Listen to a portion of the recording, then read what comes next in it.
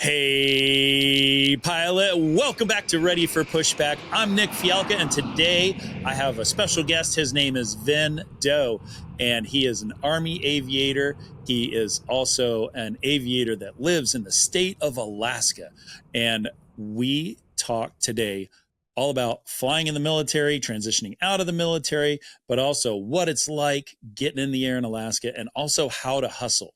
This is a guy that just gets after it, and he turns over every single rock, and he talks to every single person he can, just trying to find a flying opportunity.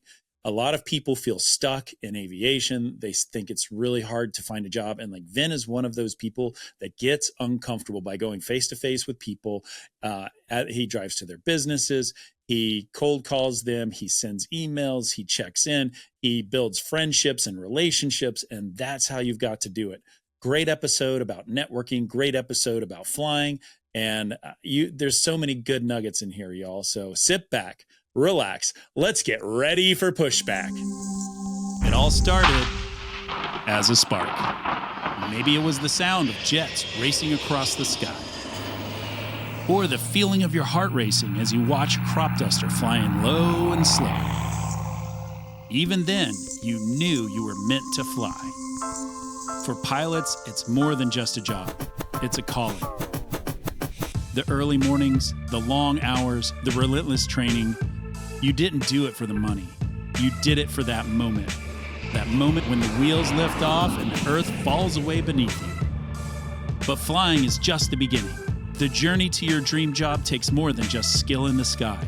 It takes strategy on the ground and a lifetime of learning. Most pilots don't understand what career opportunities are available in the world of aviation. Learn how to go from good to great, from flight school to regional to major, and from hopeful to hired. Whether you're sharpening your skills, building your resume, or preparing for that big interview, this is where pilots come to level up. Let's get ready for Pushback. Here's your host and my dad, Nick Fialka. All right, Vinh Do in the house. What's up, buddy? Hey, man. How's it going? Thanks for having me on here. Of course. It's good, man. We've been talking forever. And yeah, I finally pinned you down. All right. So tell the pilot at home who you are and what your background is. My name is Vinh Do, as Nick stated earlier. I've been in the Army for about 19 years, Alaska transplant, originally from Georgia. The Army career has been very unique for me, for lack of better words. All three compositions, so National Guard, active duty, and reserves. I've touched all three rank brackets, enlisted, commissioned, and warrant officer in that order. And I've been an Army aviator for about 8 of those years, flying H-64 Apaches on active duty and now C-12s in the reserves. That's awesome. Tell me why you decided to go from the enlisted ranks to the officer ranks and then to give that up and go back to the warrant world. Oh, man. So when I was growing up in high school, I was that young punk that, I saw Band of Brothers, saw Black Hawk Down, We Were Soldiers, all the war movies that came out around that time. This is around 2005, 2006. So I decided I wanted to enlist in the Army to be an infantryman. And I joined the National Guard while I was still in high school. Went to basic training between my senior year, then my advanced individual training, I think is what it's called now, after I graduated from high school. But at the same time, I wanted to be an officer. So I was going to college, went to VMI, the Virginia Military Institute. Got my commission there, commissioned active duty as a logistician or logistics officer. For the folks at home, not my first choice. And if you are an ROTC, I would focus heavily on your GPA to make sure you get what you want. From that point on, it took about 3-4 years of some research, and a couple of we call them walking warrant officers were kind of like, hey, sir, I heard you talking about you wanted to fly. Have you considered becoming a warrant officer? And at the time, I had no idea that a commissioned officer would become a warrant. And so I kind of did some research, submitted a packet, and I had a phenomenal battalion commander at the time who approved it. And eventually I resigned my commission. I was a captain at the time, or 03, and then became a warrant officer, and then went to flight school in 2016. Were you nervous about resigning your commission? Yes and no. There was a lot of things on the commission side I did not enjoy on top of being in logistics, but also at the same time, it was a new adventure. I was kind of eager to kind of jump straight into it. The one thing I kind of felt like I was lied to was all the warrants somehow would get save pay, which I guess in the military, if you move up brackets, so if you're like a E8 in the Army and you decide to become a warrant officer, if your pay is higher as an E8 than it is as W1, you maintain that same pay rate. I was told that, and then I realized I took a hefty pay cut. So that was kind of the downside. But in the end, I think it was worth it. Yeah, I bet. Tell me about what it's like flying Apaches. What's that life like? It is fun, but it's very demanding. So on top of the aviator aspect of it or the pilot aspect of it, we also have the tactical side of it. And so maintain that proficiency of, at the time, coin or counterinsurgency operations was the big thing. Try to maintain that proficiency while also maintaining the pilot aspect of it was kind of a lot to juggle, especially as a brand new aviator. But it was fun shooting rockets, 30 mil. Never got to shoot a missile until after I left my first duty station. Then they allowed them to get missiles to shoot. So, yeah, it's the tactical aspect of flying. A lot of people don't think about, and that you have to learn all of these different tactics. You have to study them. You have to memorize stuff. It's all about how you fly. And oh yeah. And so you're learning and you're implementing and you're trying to get qualified in the aircraft. And Yes. It's a tremendous amount of time and a tremendous amount of studying. Oh yeah. And my first duty station out of flight school was Fort Wainwright, Alaska. So add all of that to whiteout conditions, whiteout landings, how to operate in mountainous environments, doing it all again at night. So then now you're adding more complexity to it. But I mean, to me, it was a lot of fun. It was challenging. So I'm one of those weirdos that like, I kind of want it to be a little hard for me so I can just keep getting better at whatever it is. But the hardest part, in my opinion, was teaching it on the back end when I became an instructor pilot. Tell me about that a little bit. I had really good IPs or instructor pilots when I was in flight school. So at the time I said, I want to become an IP one day. And so after my first duty station, I went back to Fort Novoselov / Fort Rucker. I think it's becoming Fort Rucker again. I'm not sure. But I went back there to be an IP, and that was a blast, but it was extremely challenging from the get-go. Because now I'm teaching brand new flight school students how to fly the Apache, but I'm also a brand new IP myself. So that became a challenge because I'm trying to learn how to be an IP, but also how to teach this young W1 or young second lieutenant how to fly and not, put me in precarious situations. Or teach bad habits. Yes. Yeah. That is a stressful thing going into the instructor side of the house when you have a complex aircraft like an Apache and trying to deliver it proficiently and get these kids signed off. Well, I always say you're an instructor, a counselor, and a coach all in one. And then depending on the day, if you're doing a check ride, also an evaluator, because you have to understand your student too. If they learn a certain way, you have to tailor how you're teaching to that method so that they can learn and get better proficient. But at the same time, they're also going through some personal changes in their life. You have to kind of be a counselor at the same time too, and kind of analyze, okay, should we continue flying this profile today, or we call it a day, early day 1.0, and we'll go back to the house, kind of let you recage. And that took my first class about 6 months of me learning all those tips and tricks along the way. Yeah. And so you're kind of working like twice as hard than you're usually working, because you're just trying to meet people where they are and and also like get the job done too. Oh yeah. And I would say my first few flights, I remember kind of scoffing at, I'm going to have to fly each of my students, all two of them, 1.2, 1.3 each. And I was used to, mission profiles of 4, 5, 6 hours. But then after like a day of flying a 2.4 max, like, man, I'm exhausted. Yeah. Yeah. You're sweaty, you're dehydrated, all your mental energy is gone. Oh yeah. Try not to overspeed the rotor on the first auto rotation of the day. Yeah.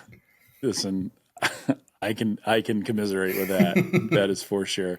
Or when you pull at the bottom, not like turn the generators off because you're pulling too hard. Yes. Ask me how I know. Uh-oh. Or what is it? Guarding the cyclic before on a roll-on landing before they dump the collective so they don't smack the tail rotor. Yeah. Oh That was my always gosh. something I got nervous about. Yeah. Well, did you ever have anybody hit the tail rotor? I did not, thank God. It was just you try not to be too much on the controls with them because you want them to kind of feel what they're doing, but at the same time, you don't want to put yourself in a bad situation. Yeah. I thought that was when I flew the 60, I think we would recover our autos at like 20 or 30 feet. They didn't want you to roll it on in the Navy. And then in the 53, I mean, you recovered at like 50 or 70 feet, if I remember correct. And it was because it's just such a dang big, heavy freaking helicopter. Yeah, we terminated at a hover, but it was. If any of my IP friends listen to this, they're gonna make fun of me. I think it was it was less than 150. Around like 150 is when you started your decel, but then you had to terminate at a hover because we could not terminate to the ground in the Apache. Yeah, man, it's too expensive. I always used to think we're doomed in the 53 because there's no way we're going to make it from 50 feet down to the ground. So thank God I never had to do that. Oh yeah, man. So how long did you fly Apaches before you kind of hung up your helmet? I graduated flight school in 2017, so 17 to 24, so about 7 years flew the Apache. That's cool. And then why did you decide to do that? Honestly, I decided to get out of fly Apaches. Get out. I was looking at the future for us. We had our first kid when I was an IP down at Fort Rucker. And so I didn't want him to constantly move around due to the military. And we'd always wanted to come back to Alaska. And so it was kind of I won't say last ditch effort, but it was just it's a conscious decision on my part because I was starting to get tired. I was starting to get exhausted. And I felt like that was not fair to my kid. So I decided to punch out, but I also kept other options open, which kind of helped out in the back end. And then my wife is active duty as well, but she's Air Force, and she took the assignment back here so we can move back to Alaska. Yeah. How you mentioned leaving doors open. Tell me about those doors. So with the guard and active duty time combined, I was at 18 years total service. And so I did not want to throw away all 18 years, but I also did not want to go back to helicopters because, as you know, kind of bad on the back over time. Yeah. So I started exploring National Guard reserves, specifically on the fixed wing side, because I'd started doing all my my ratings while I was at Fort Rucker.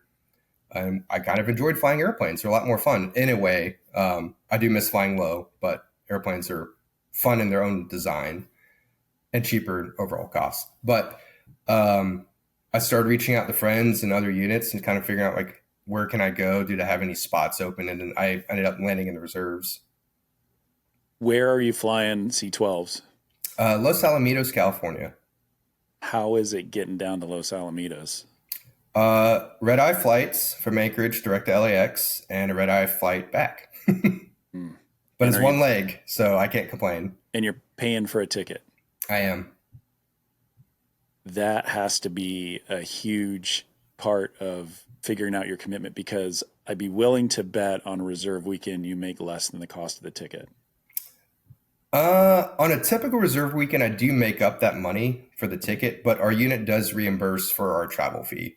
Oh, no kidding. Yeah, so it was $500 when I first joined the unit. Now it's $750. All right. So that includes airfare, parking, if you take an Uber to the base or to the gate or whatever you use, or a rental car, our unit reimburses up to that amount. Cool. Well, that's good. That's a really good thing. Oh, yeah. What's a C-12 like? It is fun. It is a fun plane. Turboprop. Ours is the 4-blade one. Really good performance. It does not like the heat when you're sitting idle, though, on the ground. I have discovered that. Got to watch the temps while you're sitting idle if you're waiting to pick up a clearance and whatnot. The FMS is a lot of fun. Never had one of those in the Apache, so that's been kind of nice playing with that. And just we get to go to some cool places. So that's probably the biggest perk of that. Talk to me about the mission set for the C-12. So the Army did do ISR, Intel, Surveillance, and Reconnaissance, and then they got rid of that mission set, or they switched airframes, I should say.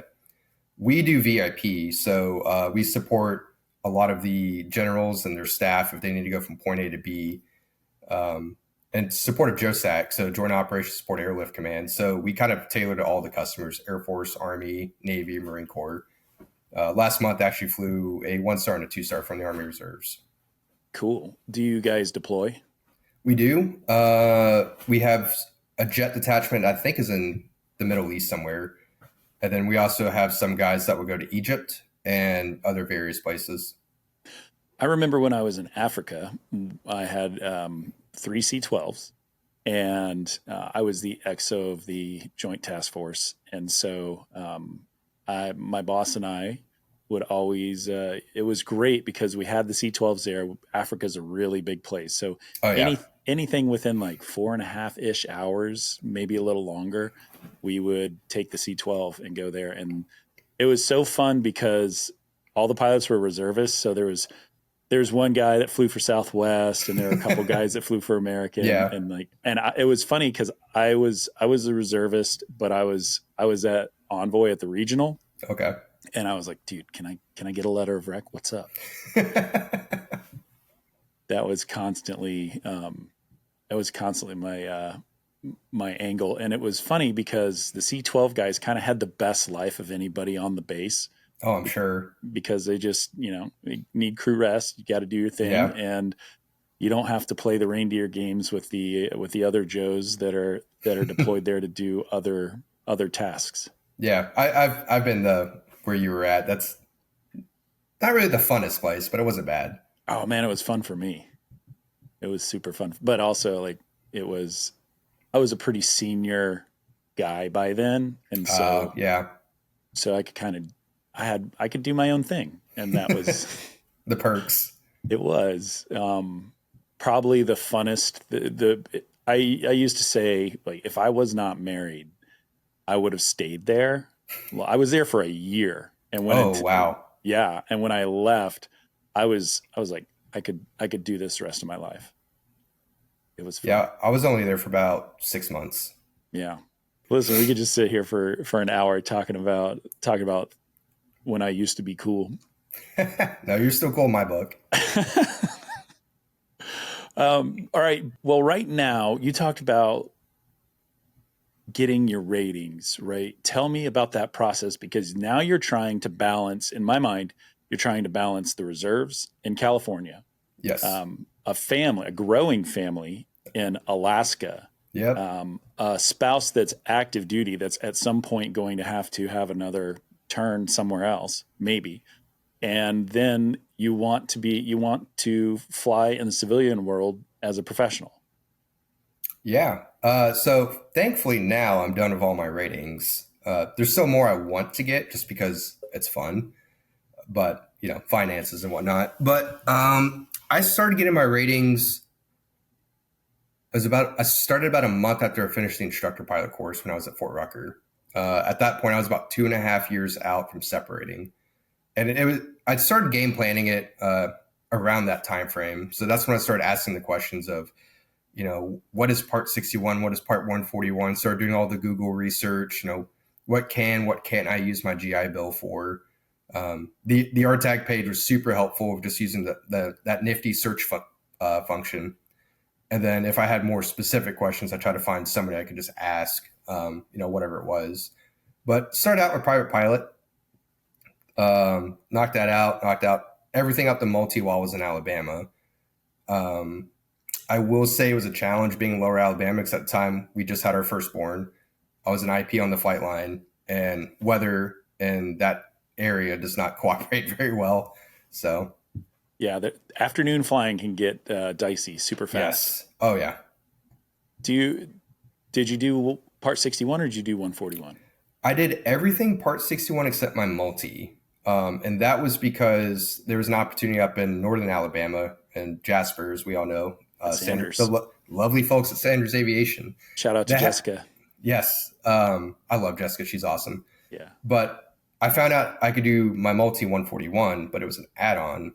And at the time, I thought I was debating skipping my commercial single and just going straight to multi. So when I realized that, I had enough GI Bill left to pay for the multi. So I scrambled very quickly to knock out my commercial single, which was very stressful because I think I finished the check ride a week before I went to Sanders, before I had my class date. But I went to Sanders, got that knocked out. And then I'd been game planning and pricing out after that point, CTP, the written exam, and potentially my ATP check ride, which then 2 years ago, a lot of things kind of fell in my lap with RTAG, with the scholarship I got. And that covered my CTP, which then prompted, okay, well, now I don't have to set aside the money for CTP. I can just pay for the ATP check ride now once I get all my hours done. And that's kind of how all that panned out in a very short, condensed time frame. Talk to me about the RTAG scholarship a little bit.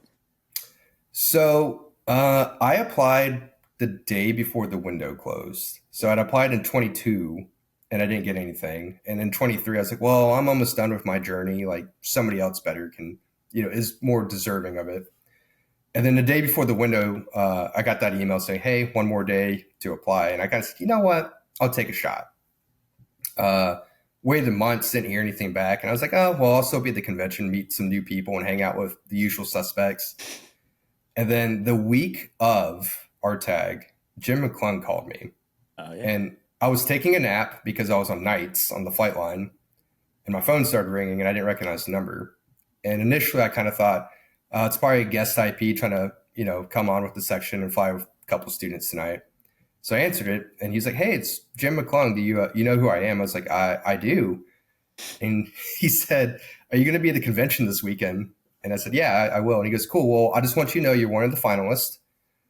You'll know at the party if you receive a scholarship. I was like, oh, and I was kind of in shock. I was like, oh, okay. Well, yeah, I'll see you guys there. And the whole week leading up to RTAG and even I think it was a Western theme party that year. Oh, yeah. Which I did not get a Stetson. I'm really upset about that. But anyways, I was really antsy about it. And I ran into a friend of mine who he was a former Apache guy as well. We were sitting at the table together and he knew I'd applied and he knew I was a finalist. So he was kind of like, oh, maybe you win something. If you don't, it's just the way it goes. And we're sitting there and it was the director of flight operations for Delta, because I guess RTAG parses them out to each company so that each kind of gives like a slice of the pie. Each company donates a portion of money and that money goes towards scholarships and that company gets to give out the scholarship. Got it. Okay. So he gets up there and he said, we're giving 5 fully funded ATP-CTP scholarships this year. And he kind of said, I'm going to have some fun with this. So I'm going to read part of this person's essay. And if you think it's you, stand up and I'm going to say, the name of the person. And so we're sitting there and he goes, all right, this person became an Army aviator because his dad flew Hueys for the South Vietnamese Army during the Vietnam War. And I sat there and I was like, damn it. There's no way that's me, or there's no way that's my paper. And I looked at my buddy. I was like, dude, I'm like 90% sure that's my essay. And he goes, are you serious right now? I was like, yeah. And he kept reading. And the more I realized it was me, my buddy was like, dude, what are you doing? Stand up. And I stood up. And I kind of shouted, I shouted some words because I was in shock. And I think back to a video you'd made a while back about things you don't say during an interview. And the table next to me happened to be the Delta recruiting team. Oh, cool. And I looked at them and I was like, hey, I'm sorry about that. No, like, that's awesome, man. Get up there. And so I ran up there. I got it.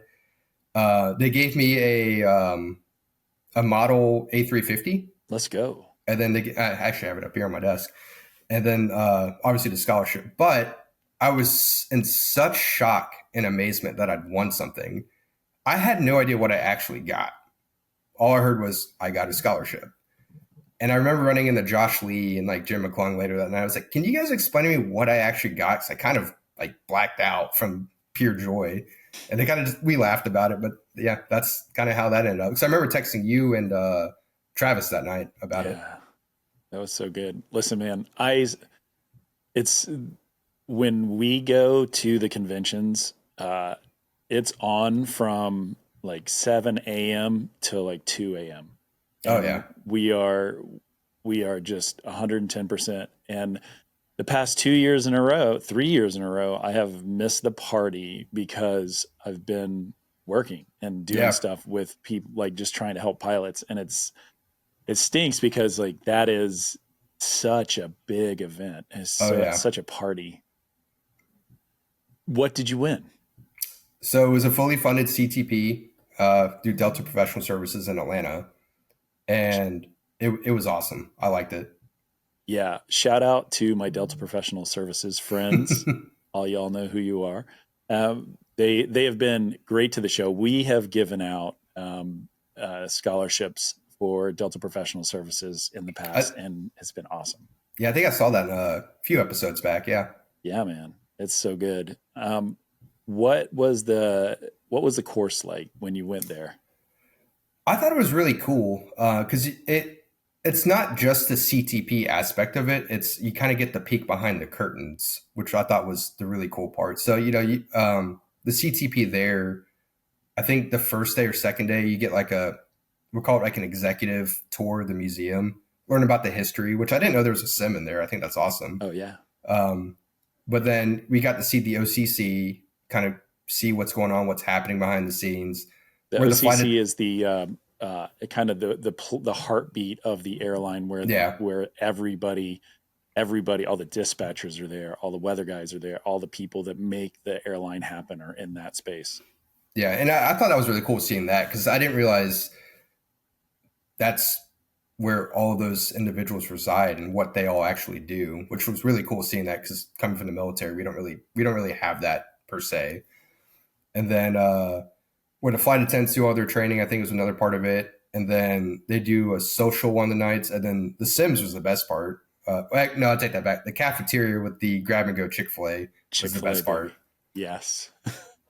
And the gym right behind it in case you want to bust out pump some iron. Yeah, but it was really cool seeing that. The director of pilot hiring came and spoke to everybody. Was that Eric? Yes. Yeah. I thought it was really cool because he also did like a mock interview and just picked random people and said like, hey, tell me about yourself. And then somebody would spit out, something like 20, 30 seconds and they would just stop and he would look and go, that was only about 20 seconds. That was bad. Here's what it should sound like. Yeah. Which I think it's cool, getting to see that in real life and also getting the feedback that individual needs to hear, everybody needs to hear, and kind of see the importance of the prep work that leads up to that point. All you got to do is go to SpitfireElite.com. That's it. I should wear my hat. Yeah. Yeah, for sure, man. For sure. Tell me, so you went through you got to do some simulators. Were you in a 320 or a 7.3? I was originally supposed to be in a 330. Oh. In the level D all 3 days, but then I got pushed back because of priorities. But so I got the 220 for 2 of the days. Oh, cool. And then the 330 procedural trainer for the last day. Great. Were you stressed out about that? I wasn't stressed. I was really more excited. I mean, they made you feel really good from the get-go about, hey, like this is not a 2 standard, this is or proficiency. This is familiarization. So the quicker you can understand that, the quicker you can kind of soak up what you can. But it was fun. And we had a pretty diverse group in my CTP class. So it's kind of cool seeing everybody else's experience. Yeah, for sure. So you left there and you went back to Alaska and you've spent a lot of time hustling and trying to find jobs and trying to find something that's going to pay off. So walk me through that experience and what you've been doing. So actually, when I went through CTP, I just realized that I was still in Alabama at the time. Okay. But I came back to Alabama after moving to Alaska for the C12 course, knocked down my ATP and came back. And that's kind of when I hit my feet running up here.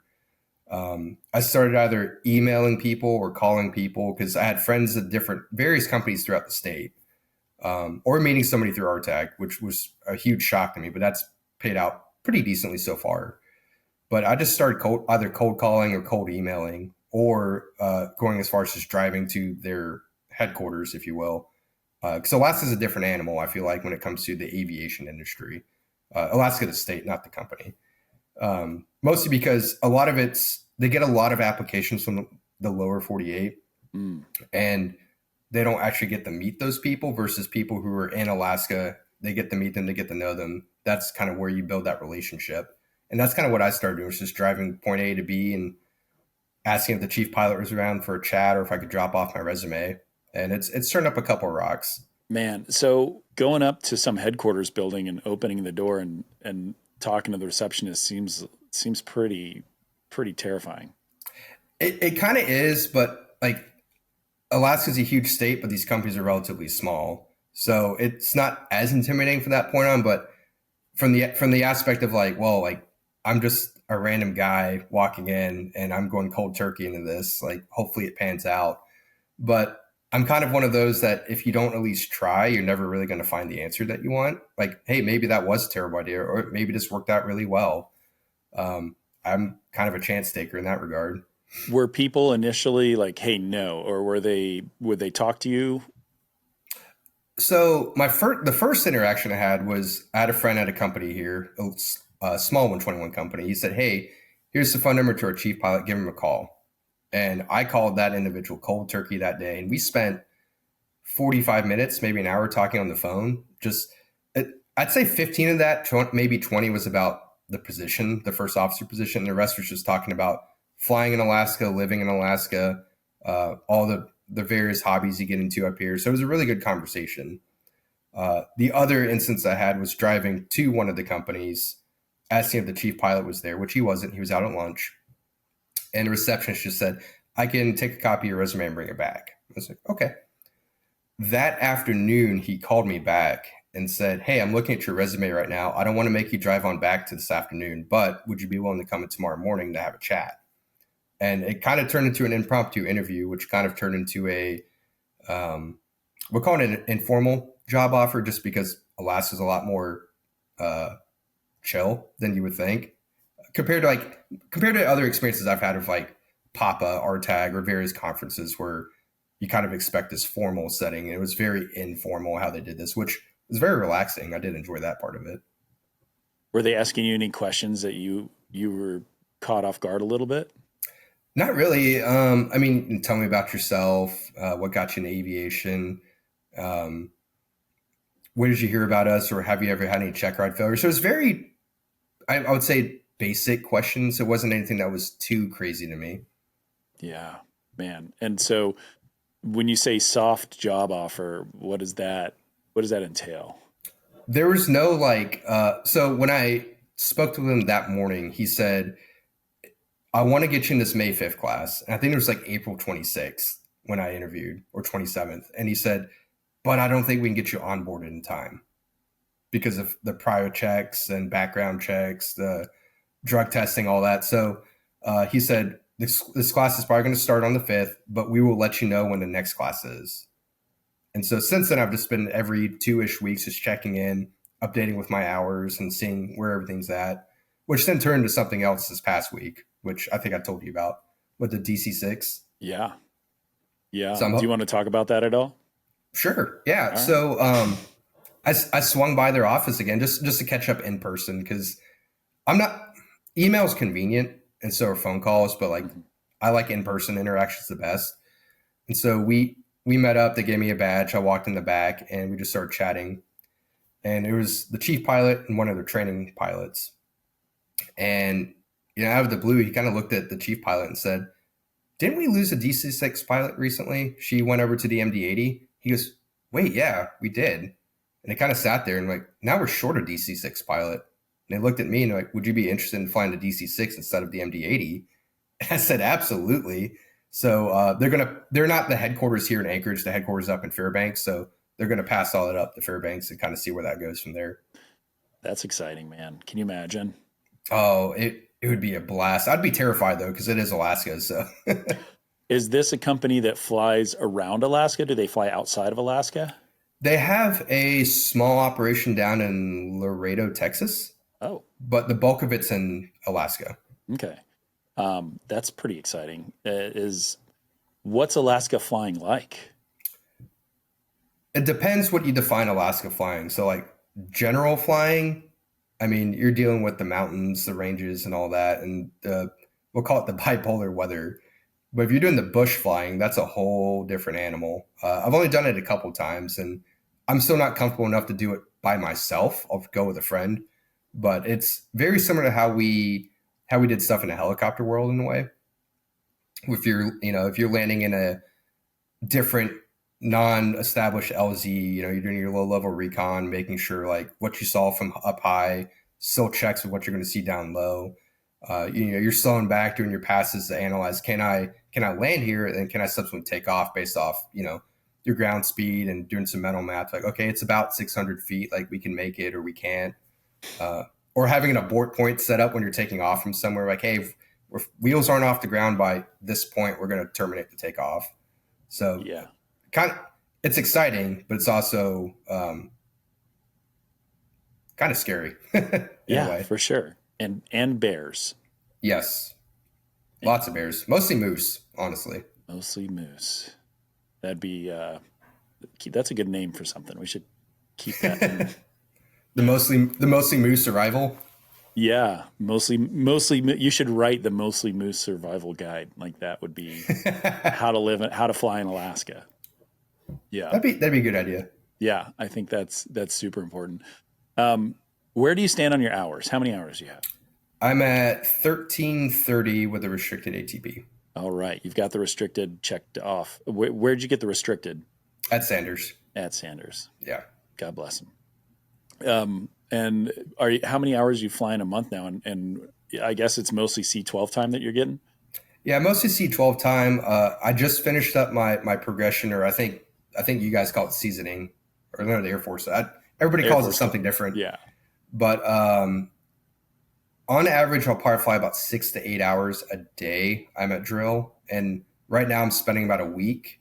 I'm going for 2 weeks next month, 2 weeks in August. And with the whole fiscal year change and budgeting, I'm trying to figure out how September, October would pan out.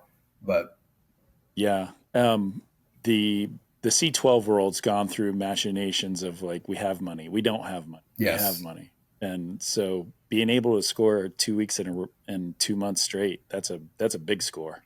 Oh yeah. And I'm learning more and more about the reserves, but a lot of it, like that September, October, I guess they call it the crossover period, where funding, it's not necessarily that funding's tight. It's just all the systems that are in place aren't exactly the fastest.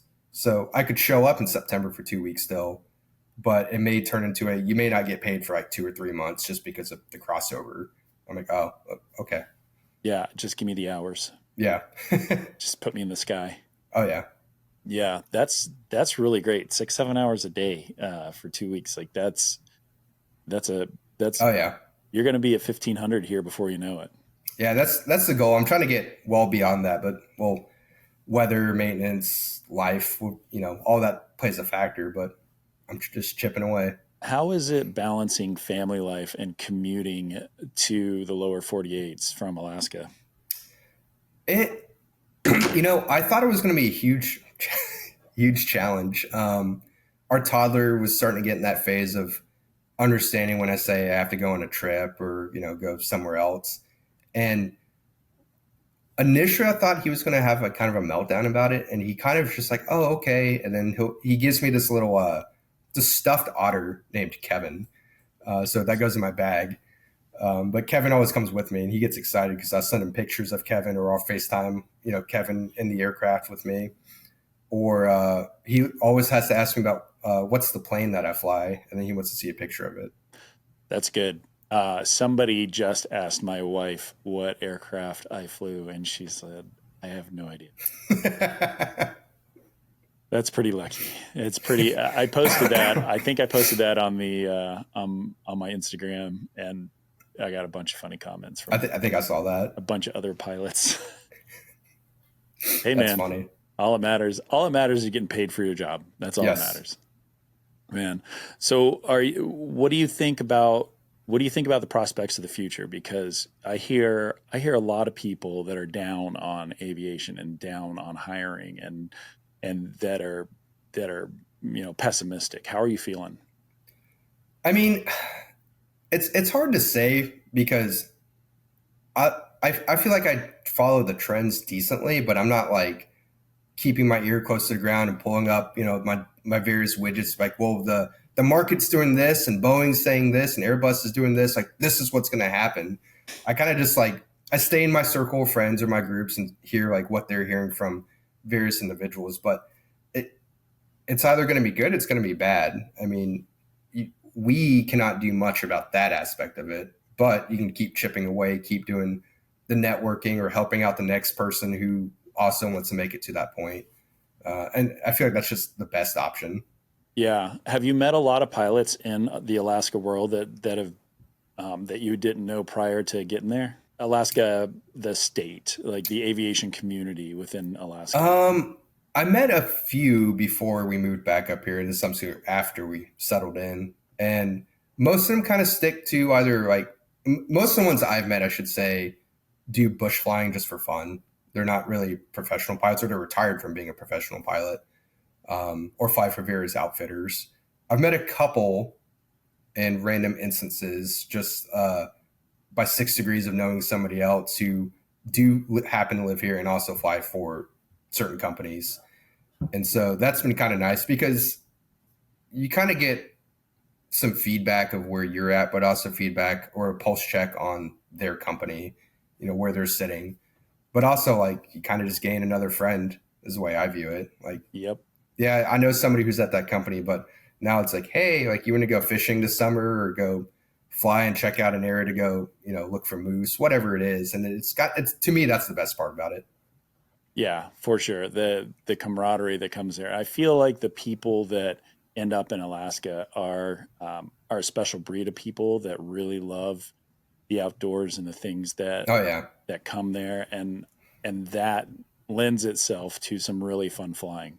oh yes, it's fun. I wish I could do it more, but my other friend, who's all our schedules never line up when we try to go fly together. So What advice would you have for a person that is thinking that Alaska would be a really cool place to live and that also wants to be a pilot? the big thing with Alaska is you have to understand that the state will always try to kill you in some way, shape, or form, whether you're flying, hunting, backpacking, fishing, whatever it is. So you have to understand the inherent dangers with that. A lot of people start panic buying all sorts of random things if they're coming up to Alaska without asking anybody, like, hey, like, what should I get? Because everybody buys the $1,000 Canada Goose jacket and they think that's the one thing that keeps them warm in the winter. And it's like, I have like a $20 smart wool shirt. It's a merino wool blend shirt that I wear for a layer. And then I put like a hoodie on or another light jacket and a heavy jacket that costs like a couple $100. Like, I don't need to spend $1,000 for one jacket because that alone won't keep me warm.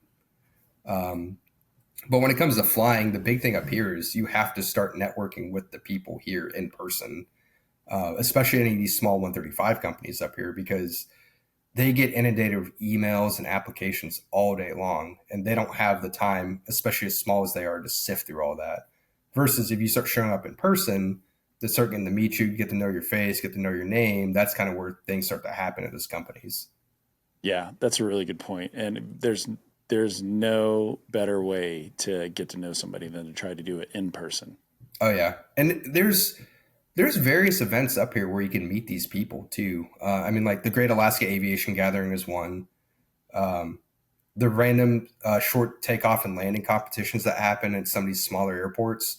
That's a great one where you can meet somebody because they will have booths set up, and it's not heavily advertised other than the event itself. And so, that's kind of where you can kind of get your foot in the door. But you have making the trek up here solely to go to those events would be very costly as opposed to like showing up to any of the big 7 events like PAPA, RTAG, and GPA, etc. Yeah, that's a good point. That's a really good point. But if you're going to move there, you've got to meet the people that are there, I think. Oh, yeah. Yeah, man, that's so cool. Well, dude, I'm so excited for you. You've got so much going on. All you do is hustle. And that's as long as I've known you, you're just like turning over every stone. Whenever I say cast a wide net, like you're the first person I think of. You got to take a shot. You got to take a chance. And I kind of view the landscape as like hunting or fishing, right? So you can't just sit on your couch or at your computer and just, scour the maps and say, well, I want to go here and hunt or fish, but I don't know if anything's going to be there. You won't know that until you just go out and do it. And same thing with fishing. Like everybody wants to find where that one special hole is. It's like, well, just go out there and start casting and see what happens. That's kind of how I view the aviation landscape. And that's it. And it pays off every single time from just trying to get into the helicopter to winning scholarships to flying big aircraft in Alaska, dude. It's so exciting. I keep telling people like, hey, I'm just a dude playing a dude disguised as another dude. Like I'm just a normal guy, just trying to get to the same spot everybody else is. Yeah. Yeah. Well, which when I asked you to be on the show, you're like, no, I don't, nobody wants to hear me. Like, yes, that's just why. That's exactly why. So, I mean, I personally thought you were going to do the Hot Ones challenge with me finally. Listen, I would die. You should, if anybody watches Hot Ones, you should see the one with Conan O'Brien. Like, that's the best one. Oh yeah, I saw that one. Oh God, I'm not the guy for that. I'm such a wimp. You would crush me in a heartbeat. Oh, I would be in a lot of pain too. Trust me. I think number 4, I think, is when I would start to suffer. Oh man, it's so rough, man. Well, Vin, thank you for coming on the show. Thank you for what you do with this pilot community and how you help. And you're always so positive about it, man. You're crushing. And I'm excited to see your next chapter, dude. Yeah, I appreciate you having me. All right, pilots, that's a wrap on this episode. And I know what you're thinking. You need to make yourself a little bit better. So how do you make yourself a little bit better? You tighten up your resume. So here's what I want you to do. Go over to my website, spitfireelite.com/podcast, and you can download my free resume template. It is tight, organized, and it's the perfect pilot resume. It's just something I like to do for the pilot group, and it is free to you. So go over there, spitfireelite.com/podcast, and download your free resume template. While you're over there, look at all the services that we offer. Lots of great interview prep, lots of great application review. Everything you need to be a professional pilot is right there. spitfireelite.com/podcast. Thanks, and I'll see you on the next episode.